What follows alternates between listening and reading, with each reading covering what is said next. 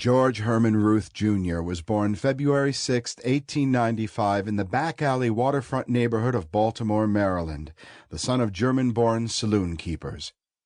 George Sr. was an uncompromising brute of a man, and his delicate wife Kate had been worn down by 8 difficult childbirths, from which only George and his kid sister Mamie survived.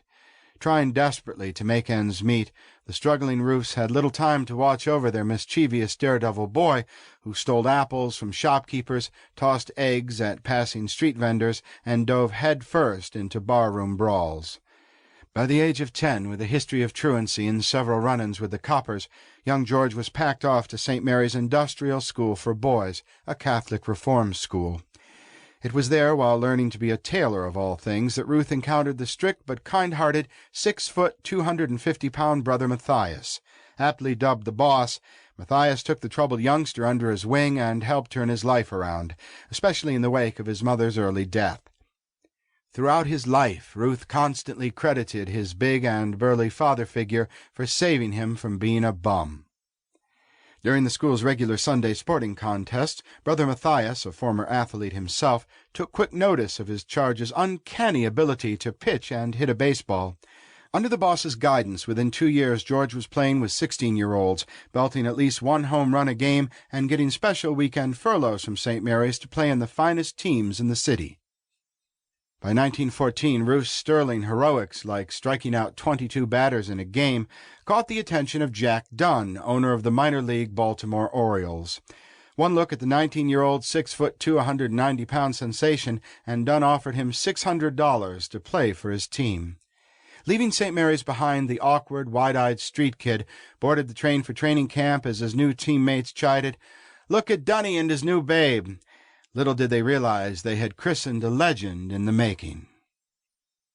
In one of the shortest tenures ever in the minors, after just 5 months, Ruth's contract was sold to the mighty Boston Red Sox, perennial champions of the American League. Babe's 1915 season found the Sox hotly embroiled in a race for the pennant with the Detroit Tigers, which Boston captured on the strength of their southpaw phenom's strong pitching arm. Ruth won an astounding 18 games that year, and his team went on to take the World Series. But it was only to be the tip of his storied career. The following year, Ruth pitched the longest game in the history of the World Series, some 14 innings against the Dodgers. Following the heady victory, the jubilant Babe ran into the dugout proclaiming, "I told you I could beat those bums." Before long, he was also an outfielder, becoming a feared player not only with his machine-gun arm, but his lethal bat as well. The newly dubbed Sultan of Swat was carving quite another reputation for himself off the field as well. Following a whirlwind courtship, in October of 1914, he married 16-year-old waitress Helen Woodford, whom he met on his first day in Boston. He promptly squirreled away his child bride in a Massachusetts farmhouse to continue sowing his perennial wild oats. Bar hopping, party crashing, all-night wine, and women marathons, capped off by a fetish for riding every elevator in town like a Coney Island ride over and over again.